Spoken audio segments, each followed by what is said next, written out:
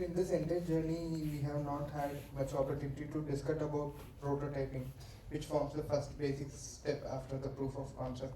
So, could you please enlighten us, like how can we go about prototyping, especially Pranav thing, which has a cuff with the inflation line, with the pilot balloon, with a single valve. So this is like a so complex thing, right? Because if it is a cast, like we can get it in a single, we can 3D prototype and we can get it with a single material. But if it involves multiple components, which is like very minute, then how do we go about that? And thickness and all those things are how it is measured actually.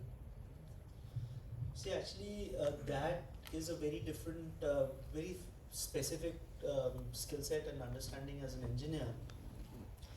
Prototyping is a balance between proving the concept that you are trying to achieve without with the material at hand.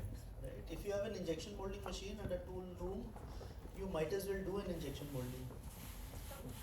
So prototyping for a different kind of company which has many injection molding machines and a whole tool room at their disposal would be a whole different thing than what we did.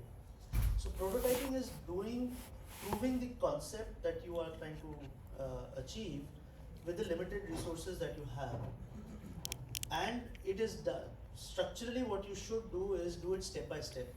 So you have a very crude prototype. You first break down what you're trying to prove.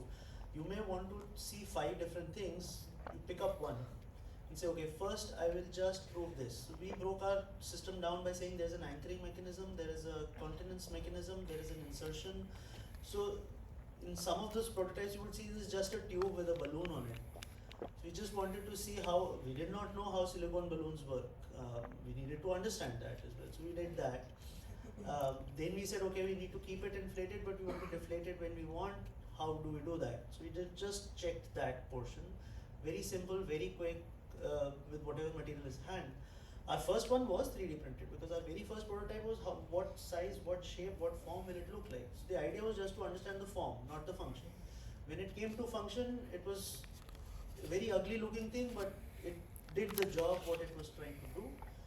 Then you start putting these things together. Then you go, now that you have confidence that these some 3-4 different aspects do kind of work, I have refined my design. Now I will invest in a more detailed, more high fidelity prototype.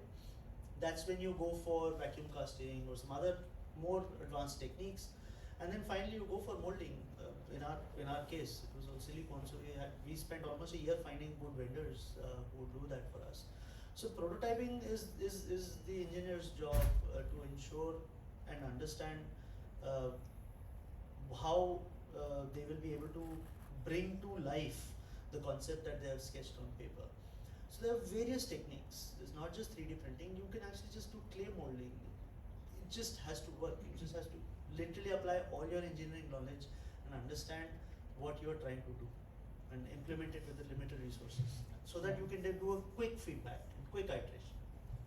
Yeah. Thank you so much, sir. So, go ahead, sir.